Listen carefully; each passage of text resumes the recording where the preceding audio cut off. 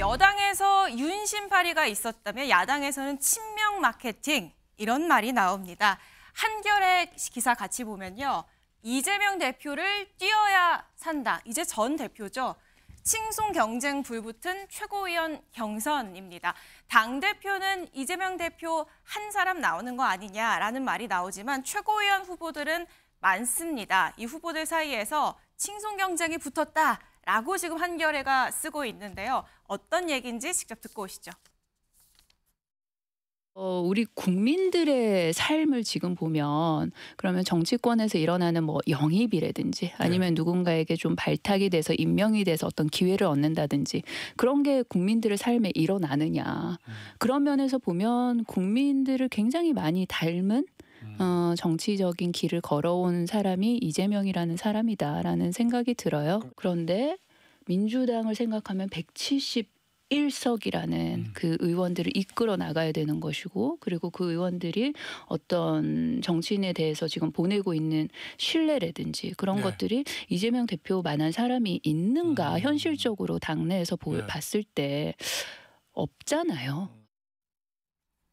예, 보면은 뭐 국민과 닮은 이 정치적인 길을 걸어온 사람이 이재명이다. 국민과 닮은 정치인이 이재명 대표다라는 얘기도 있었고 김대중 대통령 이후 이처럼 독재 권력에 공격당한 정치인은 없다. 이 DJ와 비교하는 이런 말들도 나오고 있습니다. 주원규 평론가님, 이 친명 마케팅 이거는 도움이 되는 전략인가요? 아니요, 저는 마이너스라고 생각해요. 마이너스다. 왜냐하면 냉정히 보면은 야당이 뭐 일극체제라는 말이 있는데 사실 야당은 여당의 어떤 집권 여당과 싸워야 됩니다. 싸워야 되기 때문에 사실 당대표 위주로 뭉치고 단일 대우를 형성해야 되는 거는 분명한 거예요. 거기서 어떤 민주성이나 어떤 다양성 이거를 얘기하는 게 우선순위가 돼야 되는 게 아니라 투쟁이 우선순위가 되는 건 맞습니다. 단지 그 메시지의 방식이 저는 너무 올드하다는 거예요. 그런 어떤 이재명 대표를 띄우는데 그런 말들, 저는 그 아버지라는 말이 나왔을 때 제 귀를 의심했거든요.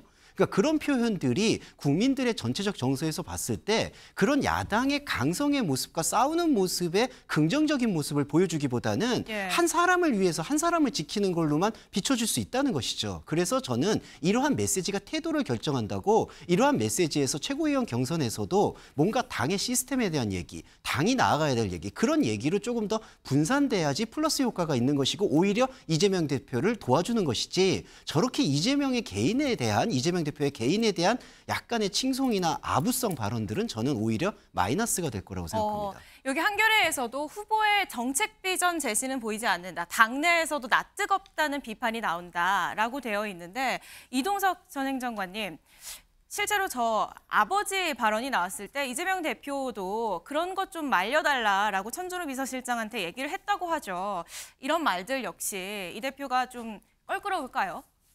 껄끄럽기보다 굉장히 좋아하지 않을까 저는 그렇게 생각을 하는데요. 도움이 안 된다고 말씀하셨는데.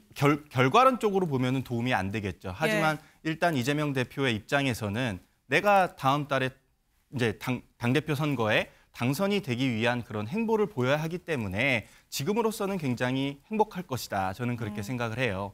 다만 이재명 대표가 계속해서 당대표를 연임하는 데 있어서 의원들의 전폭적인 지지를 받을 것이냐, 저는 이거는 또 다른 계파 형성을 통해서 이 부분은 나뉠 거라고 저는 생각을 하거든요.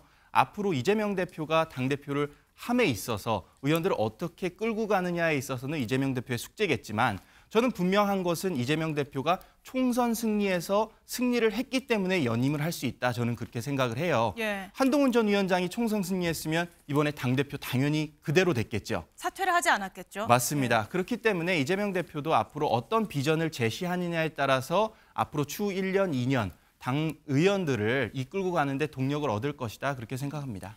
국민일보 기사 마저 보겠습니다. 이재명 대표의 재선이 뻔한데, 그러니까 연임이 거의 확실시되는 분위기인데 그렇게 되면은 민주당은 원샷 경선 전대 가능성이 있다라는 말이 나옵니다. 최소연 평론가님, 원샷 경선 되게 익숙하지 않은 말입니다. 그러니까 당대표 후보가 한 명이면은 뭐 한 번에, 그러니까 보통 경선이라 하면은 지역별로 돌아다니면서 하는데 어차피 후보가 한 명이라면 그렇게 할 필요가 있겠느냐라는 취지로 원샷 경선하지 않겠냐라고 하는데 어떻게 보세요? 뭐 원샷 경선이라는 그럴싸한 말이지만 한마디로 얘기하면 추대잖아요. 추대죠. 추대. 다만 예. 찬반 투표를 건진 추대겠죠. 근데 보면은 지역별 결과 투표 결과 아마 공개하지 않을 겁니다. 찬성 얼마 정도라고 해서 할 겁니다. 근데 그렇게 될 경우 한 명이 원샷 경선이면은 찬성 98%, 99% 아닐까요? 98, 99% 저는 그렇게 예상하십니까? 봅니다. 왜냐하면 네. 아니 한 명 남았는데 찬반 투표인데 찬성과 반대인데 예. 반대할 사람 그렇게 많겠습니까? 지금 보십시오. 지금 최고위원들 막 나오는 사람들 얘기가 이제 원래 어대명이었다 또 대명이었다. 그러니까 어차피 이제 이재명이 대표 또 이재명 대표하다가 당연히 이재명 대표 당대명까지 나온 상황에서 당대명까지 당대명이 나왔으니까. 나왔어요. 그래서 예. 그런 상황에서 무슨 다른 게 필요할까? 저는 근데 그렇게 일색으로 갔을 때 과연 최고위원회의라는 게 정말 비주류의 의견도 듣고 균형과 포용을 하는 회의인데 그게 한 방향으로만 치달으면은 나머지 대선까지 가는 거친 민심 바다를 과연 민주당이 헤쳐나갈 수 있을까? 많은 우려가 듭니다. 예. 그러면 지금 당 내에서는 원샷 경선 이런 얘기까지 나오고 있는 상황에서 민주당 얘기도 좀 들어봐야 할 것 같습니다. 그렇죠. 일단 국민들 보시기에 이재명 대표가 왜 다시 연임을 해야 되는지 이 부분에 대해서 먼저 국민들께 설명드리는 게 우선인 것 같습니다. 그렇기 때문에 이재명 대표도 앞서 당대표직은 사퇴를 했지만 아직 공식적으로 출마 선언을 하지 않았거든요. 아마 공식적으로 출마 선언을 하기까지 시간을 좀 가지면서 국민들께 그리고 당원들께 왜 지금 상황에서 다시 이재명 대표가 연임해야 되는지 그 당위성에 대해서 또 설명할 수 있는 명분을 준비할 것으로 보입니다. 지금 당내에서는 이재명 대표처럼 강한 구심점이 없다라는 부분에 대해서는 대부분이 좀 공감하고 계시는 것 같고 다만 또 중도에 계신 국민들이 보시기에는 왜 그래도 이재명 대표가 다시금 연임을 해서 그럼 앞으로 연임해서 어떤 걸 할 것인지 이런 비전을 제시해야 되기 때문에 이런 부분에 대해서는 또 대표나 그리고 당에서도 또 준비가 있을 거라고 생각이 들고요. 그런 차원에서 아마 전당대회가 준비되지 않을까 생각됩니다. 예, 아침의 매경제 저희가 준비한 소식은 여기까지입니다. 오늘 날이 많이 덥습니다. 여러분 건강 유의하시고요. 오늘 하루도 좋은 하루 보내세요. 시청해주신 여러분 고맙습니다.